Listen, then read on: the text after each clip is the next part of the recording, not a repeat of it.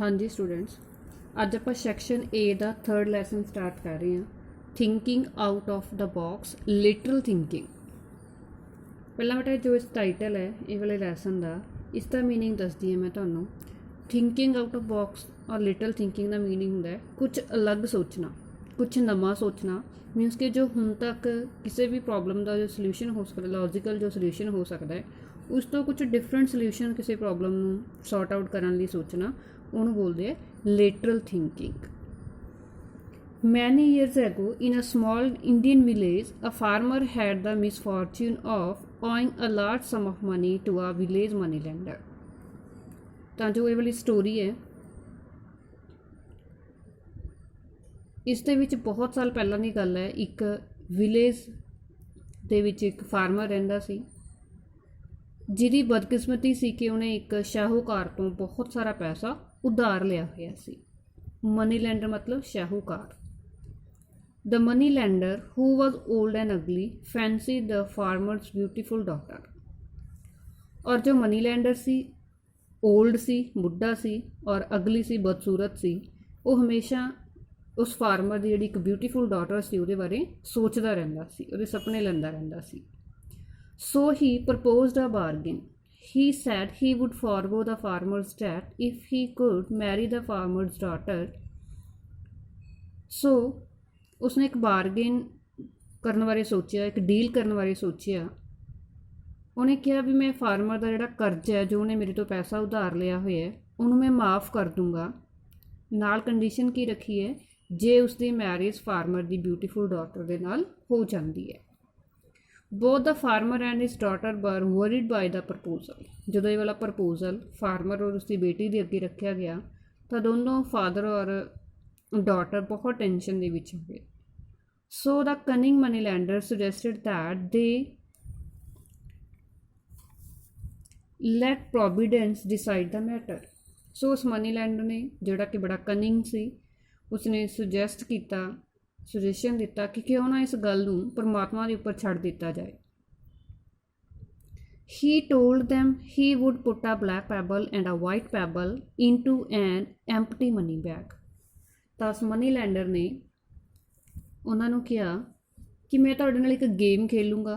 एक खाली money bag दे विच 2 पत्थर पाऊँगा, 2 कंकर पाऊँगा, एक जिहड़ा ब्लैक कलर का होएगा और एक वाइट कलर का होएगा। Then the girl would have pick 1 pebble from the bag. और उस लड़की ने इस बैग दे विचों एक पैबल पिक करना होएगा। If she pick the black pebble, she would become his wife and her father's debt would be written off. तो उन्हें अगे फस्ट कंडीशन रखी जाती है कि जे उस लड़की ने बैग के विचों ब्लैक पैबल बाहर कढ़िया, तो वो लड़की मनी लैंडर की वाइफ बन जाएगी और उसके फादर का जो भी डेट है, जो कर्ज है, वो माफ़ कर दिता जाएगा। If she pick the white pebble, she need not marry him. Second condition हैगी है, अगर उसने वाइट कलर का पैबल बाहर कढ़िया तो उसनों मैरिज करवाने की जरूरत नहीं हैगी। Her father's debt would still be written off. और फादर का जिहड़ा कर्जा होएगा फिर भी माफ़ हो जाएगा। But if she refuse to pick a pebble, her father would be thrown into jail. But अगर लड़की मना करे कि उसने इस गेम के विच पार्टिसिपेट नहीं करना, तो उसके फादर नूं जेल भेज दिता जाएगा। सो उस मनी लैंडर ने फार्मर और उसकी डॉटर के अगे 3 कंडीशन रखतियाँ। फस्ट कंडीशन हैगी सी ब्लैक पैबल वाली, सेकेंड होगी वाइट पैबल वाली, और थर्ड कंडीशन होगी no pebble. They were standing on a pebble-strewn path in the farmer's field. Strewn का मीनिंग है covered, full of। तो हुण तीनों मनी लैंडर, फार्मर और उसकी बेटी फार्मर के ही खेत के विच एक इस तरह के पाथ के उपर, एक इस तरह के रस्ते के उपर खड़े हो गए जिहड़ा कि पत्थरों के नाल भरिया होया सी। As they talked, the money lender bent over to pick up 2 pebbles. जिमें वो गल्लां कर रही सी, तो मनी लैंडर 2 पत्थर चक्कन दे लई झुकिया। As he picked them up, the sharp-eyed girl noticed that he had picked up 2 black pebbles. तो जिमें ही मनी लैंडर ने 2 पत्थर चक्के, तो उस मनी लैंडर ने दोवें पत्थर जानबूझ के ब्लैक कलर के पिक कर लिए। और इस तरह करते हुए जिहड़ी वो तेज़ नज़र वाली लड़की सी, उसने उन्होंने देख लिया। And put them into the bag. और मनी लैंडर ने दोवें पत्थर बैग दे विच पा लए। He then asked the girl to pick a pebble from the bag. ਫਿਰ ਲੜਕੀ ਨੂੰ ਕਿਹਾ ਗਿਆ ਕਿ ਇਸ ਬੈਗ ਦੇ ਵਿੱਚੋਂ ਇੱਕ ਪੱਥਰ ਬਾਹਰ ਕੱਢੇ। Now imagine you are standing in the field. ਕਹਿੰਦਾ ਹੁਣ ਤੁਸੀਂ ਇਮੈਜਨ ਕਰੋ, ਕਲਪਨਾ ਕਰੋ ਕਿ ਤੁਸੀਂ ਉਸ ਫੀਲਡ ਦੇ ਵਿੱਚ ਖੜੇ ਸੀ। What would you have done if you had been the girl. ਤਾਂ ਆਪਾਂ ਨੂੰ ਕਿਹਾ ਜਾਂਦਾ ਕਿ ਅਗਰ ਤੁਸੀਂ ਉਹ ਲੜਕੀ ਤੁਸੀਂ ਹੁੰਦੇ ਤਾਂ ਤੁਸੀਂ ਕੀ ਕਰਦੇ। If you had to advise her what would you have told her. ਕਹਿੰਦਾ ਜੇ ਤੁਸੀਂ ਉਹਨੂੰ ਸਲਾਹ ਦੇਣੀ ਹੁੰਦੀ ਉਸ ਲੜਕੀ ਨੂੰ ਤਾਂ ਤੁਸੀਂ ਕੀ ਸਲਾਹ ਦਿੰਦੇ। Careful analysis would produce these possibilities. ਤਾਂ ਅਗਰ ਆਪਾਂ ਕਹਿੰਦਾ ਇਸ ਚੀਜ਼ ਦਾ ਐਨਾਲਾਈਜ਼ ਕਰਦੇ ਹਾਂ ਤਾਂ ਆਪਣੇ ਅੱਗੇ 3 ਪੋਸੀਬਿਲਿਟੀਜ਼ ਬਣਦੀਆਂ ਨੇ। The girl should refuse to take a pebble. First condition ਹੋ ਸਕਦੀ ਹੈ ਕਿ ਲੜਕੀ ਸਾਫ਼-ਸਾਫ਼ ਮਨਾ ਕਰੇ ਕਿ ਮੈਂ ਇਹਦੇ ਵਿੱਚੋਂ ਕੋਈ ਵੀ ਜਿਹੜਾ ਪੈਬਲ ਹੈ ਉਹ ਬਾਹਰ ਨਹੀਂ ਕੱਢਣਾ। The girl should show that there were 2 black pebbles in the bag and expose the money lender as a cheat. Second condition ਹੋ ਸਕਦੀ ਹੈ ਕਿ ਉਹ ਮਨਾ ਕਰੇ ਔਰ ਸ਼ਾਹੂਕਾਰ ਦਾ ਜੇ ਉਹਨੇ ਚੀਟਿੰਗ ਕੀਤੀ ਉਹਨਾਂ ਦੇ ਨਾਲ ਉਸਨੂੰ ਡਿਸਕਲੋਜ਼ ਕਰ ਦੇ, ਦੱਸ ਦੇ ਕਿ ਉਹਨੇ ਦੋਵੇਂ ਜਿਹੜੇ ਪੱਥਰ ਹੈ ਉਹ ਜਾਣ-ਬੁੱਝ ਕੇ ਬਲੈਕ ਕਲਰ ਦੇ ਪਾਏ ਨੇ।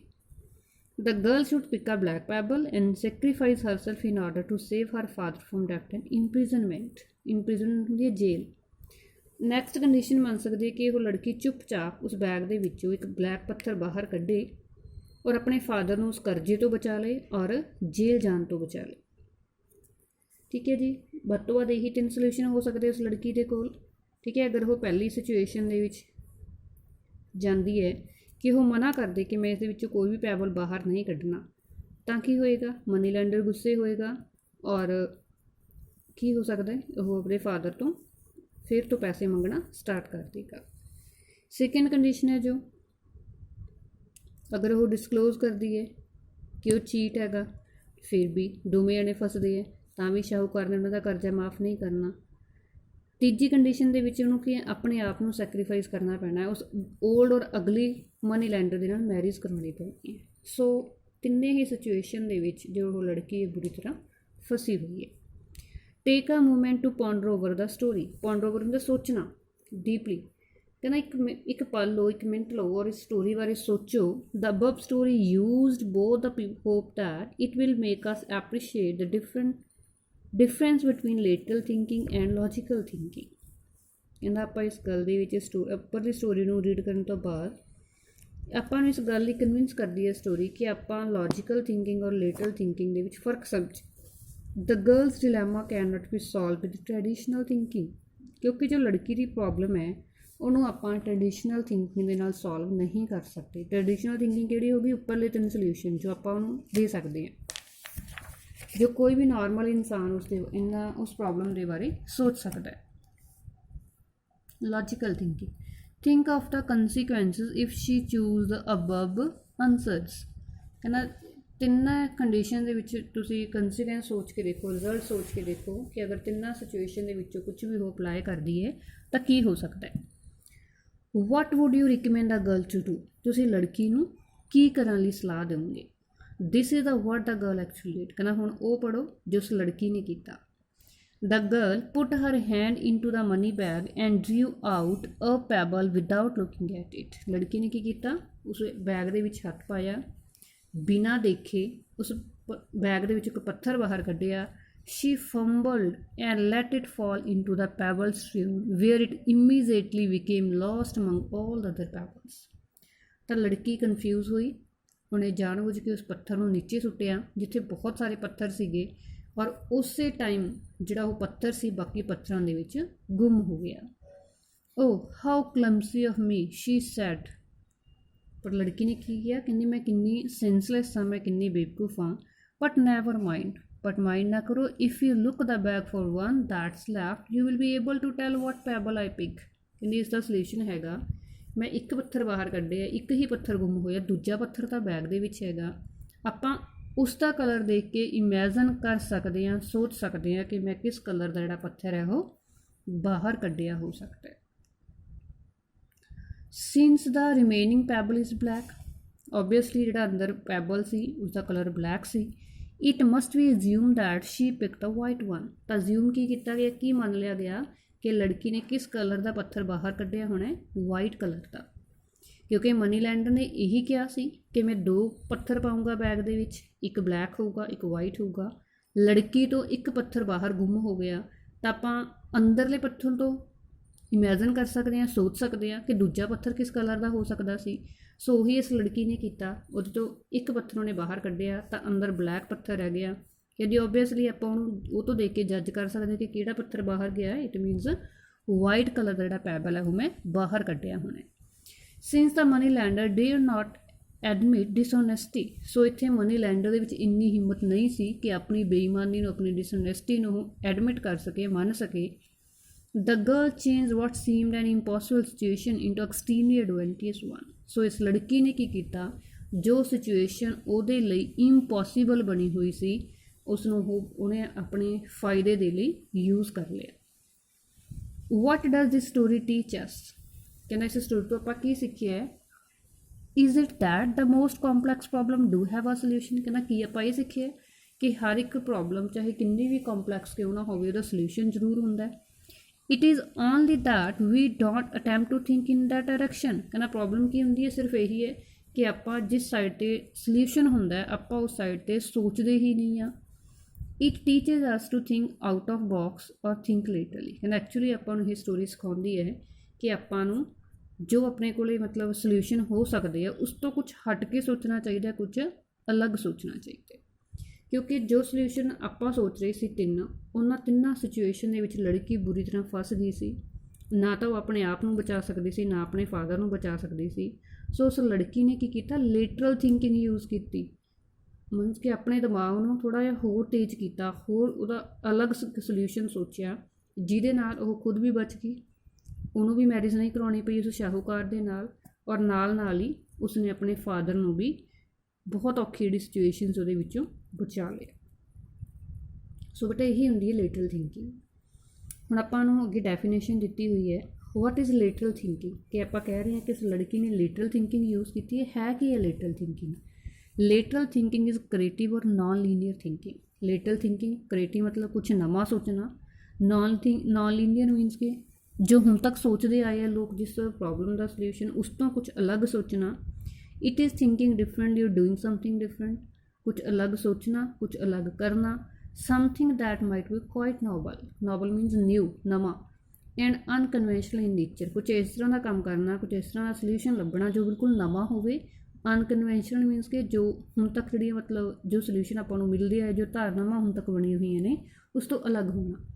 According to Edward de Bono who propagated this notion, हाँ जी जो एडवर्ड डी बोनो है उन्हें सब तो पहला इस वर्ड नूं यूज़ किया, इस टर्म नूं यूज़ किया लेटरल थिंकिंग नूं।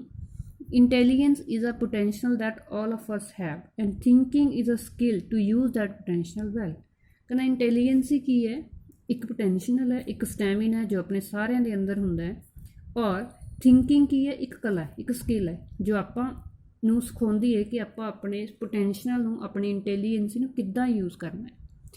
It channels are intelligence appropriately, और जो थिंकिंग है वो अपनी इंटैलीजेंस नूं सही तरीके नाल यूज़ करना सिखा दिंदी है। One may be a good thinker without being intellectual and vice versa, कोई परसन अच्छा थिंकर हो सकता है बिना इंटलैक्चुअल तो, बिना ज़्यादा डीप सोचे तो, एंड वाइस वर्सा मीनस इस तो उल्ट सिचुएशन दे विच भी इस तरह ही होगा। Here is another story that will state the use of lateral thinking. जिस तरह आप एक उपर स्टोरी पढ़ी है फार्मर और उसके डॉटर वाली, तो सिमिलरली इस चैप्टर के आप एक होर स्टोरी भी दसी हुई है जिस दे विच कोई परसन लेटरल थिंकिंग यूज़ करता।